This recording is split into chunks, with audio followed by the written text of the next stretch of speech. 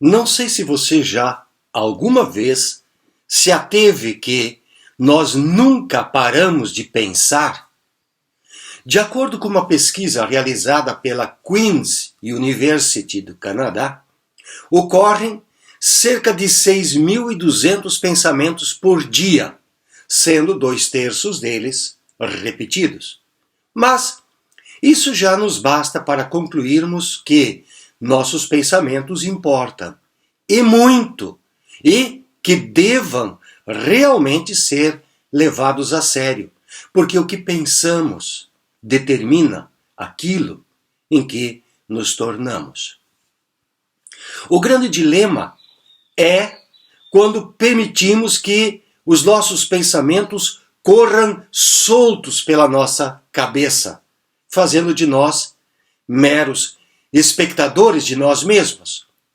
Nesse caso, trago à tona 2 tipos de pensamentos mais nocivos à nossa saúde física e mental, que seria o pensamento obsessivo e o pensamento disfuncional. Em primeiro lugar, os pensamentos obsessivos. Embora possamos ter uma soma assombrosa de pensamentos diários, quero lembrar-lhe que a maior parte dos conteúdos se repetem, ou seja, são ideias, medos, sentimentos e preocupações recorrentes. Os pensamentos obsessivos são aqueles que se reapresentam incessantemente no fluxo de nossos pensamentos, de modo repetitivo e dominante, de forma negativa, opressiva e angustiante. Eles são pensamentos ou ideias insistentes, ou seja, eles representam uma recorrência mental em torno de uma mesma imagem, de um mesmo tema, de um mesmo assunto, de uma mesma pessoa ou de uma mesma dúvida. Dentre os tipos de pensamentos obsessivos mais comuns, podemos citar o medo de se machucar ou ferir outra pessoa, pensamentos perturbadores sobre atividades sexuais inadequadas, medo de se contaminar ou ficar doente, extrema necessidade de organização, limpeza ou simetria, quando coloca os produtos com os rótulos na mesma posição. Preocupação insistente com pequenas coisas, como trancar a porta, desligar o fogão, ligar e desligar a luz várias vezes. Foco excessivo em superstições, ideias religiosas ou morais. Avaliações exageradas quanto a sintomas físicos ou determinadas partes do corpo, consideradas desajustadas. Medo de que aconteçam tragédias com entes queridos. Pensamentos violentos que envolvem situações de morte e suicídio. Portanto, esses são os pensamentos mais comuns dentro da questão emocional do pensamento obsessivo. Agora, em segundo lugar, vem os pensamentos disfuncionais. Os pensamentos obsessivos, eles são diferentes dos pensamentos disfuncionais ou distorções cognitivas de Beck, como são também chamados. Esses são pensamentos automáticos negativos. Eles são resultado ou produto de um processamento distorcido da realidade. Esses pensamentos são espontâneos, involuntários e, portanto, difíceis de controlar, onde a pessoa interpreta a realidade de maneira errada e que geralmente tem um caráter negativo. Esse tipo de pensamento deixa a pessoa à mercê de uma vida infeliz e inadequada. Os exemplos que eu posso dar aqui de pensamentos disfuncionais mais comuns e recorrentes é ódio por uma pessoa que lhe fez mal, imaginar-se constantemente sendo um fracasso, revivendo erros do passado, lamentar-se constantemente por imaginar que jogou sua vida fora e não tem como reescrevê-la ou reinventá-la para ser feliz novamente. Achar que agora é tarde demais por se sentir velho e não ter mais disposição física para novos empreendimentos. Achar-se abandonado ou rejeitado constantemente, como no caso de uma traição, imaginando-se incapaz de um novo relacionamento ou poder confiar em alguém novamente. Dentro dessa questão de pensamentos disfuncionais ou obsessivos, vem a questão da somatização. E aí que pega.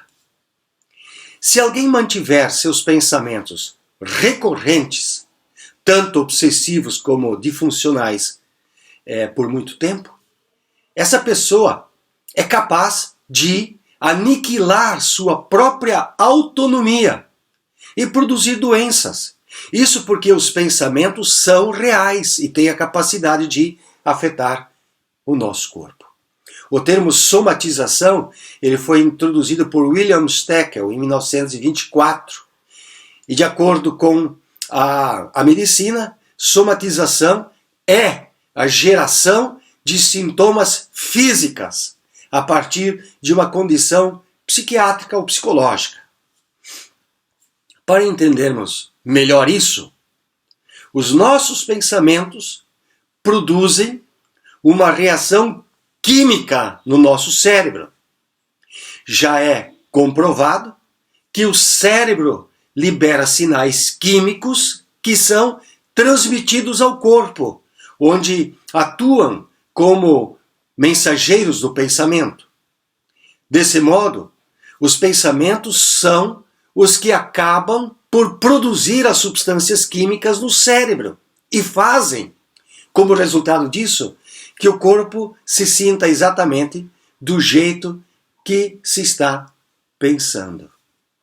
Assim sendo, todo pensamento produz uma substância química que é correspondida por uma sensação em seu corpo. Vamos a dois exemplos simples: pensamentos felizes e pensamentos negativos. Os pensamentos felizes, positivos ou construtivos fazem seu cérebro fabricar um neurotransmissor químico chamado dopamina, que nos faz sentir animados. Por exemplo, uma ansiedade saudável criada e mantida pelo sonho de comprar um carro novo faz o seu corpo inteiro celebrar por esse momento. Né? Essa expectativa da compra lhe dá uma sensação de euforia. Pois é. Agora, os pensamentos de ódio, ansiedade, raiva, autodepreciação faz o cérebro produzir substâncias químicas chamadas neuropeptídeos, que gera a sensação de abatimento, de depressão, né, de angústia. Em suma, o cérebro gera pensamentos que produzem mensageiros químicos correspondentes e passamos a pensar do jeito que se está sentindo ou passamos a transferir o que sentimos para o nosso cérebro. Desse modo, pensar cria sentimentos que, associados aos pensamentos, geram o efeito físico. Assim, nossos pensamentos bons ou ruins criam um estado específico no corpo que determina a natureza geral de como nos sentimos e nos comportamos. Aliás, a Bíblia traz dois textos interessantíssimos para informar isso. No primeiro deles, porque como imagina em sua alma, assim ele é.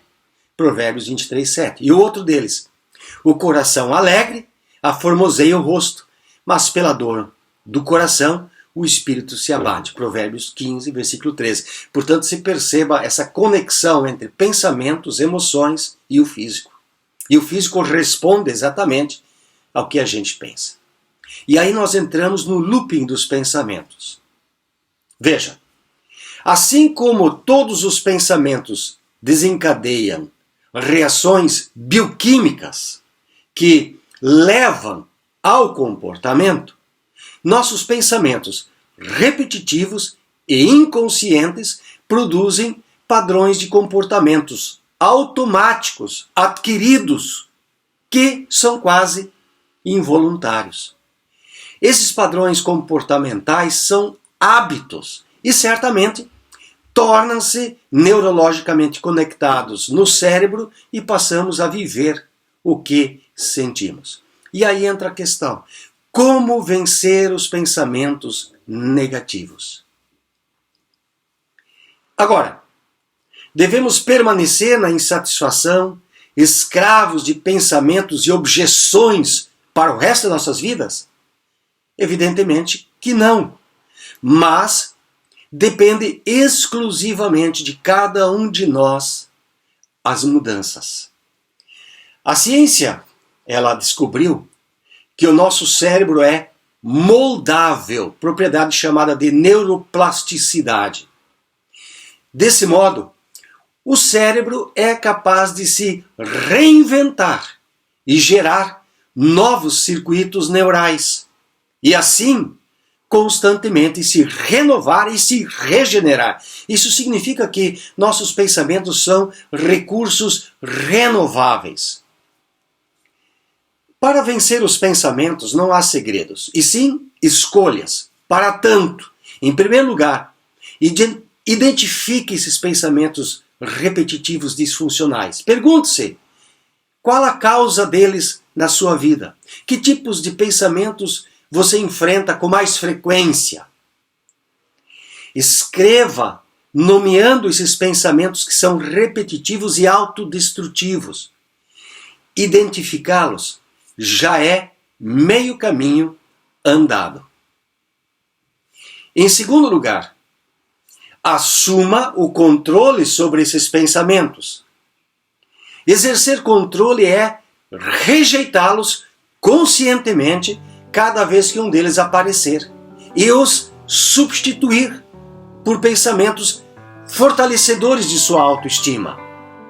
Você irá mudar sua forma de pensar assim que passar a enfrentá-los toda vez que aparecerem, rejeitando-os. E por último, em terceiro lugar, saiba que a grande maioria dos nossos pensamentos negativos que temos não são verdadeiros, são fantasias que nós criamos. Portanto, por que viver e acreditar no falso?